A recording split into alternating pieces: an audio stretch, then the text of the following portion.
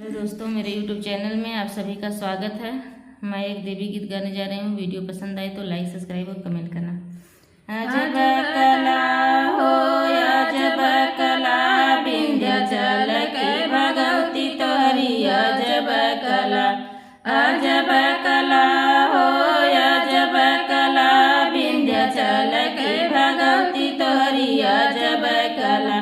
नदिया किनारे तोहरा मंदिर बनावा, नदिया किनारे तोहरा मंदिर बनावा। मंदिर बनावा हो मंदिर बनावा, नदिया किनारे तोहरा मंदिर बनावा। सोनावा का छत्र तोहरे ऊपर टंगावा, सोनावा का छत्र तोहरे ऊपर टंगावा। विंध्याचल भगवती तोहरी अजब कला हो अजब कला, विंध्याचल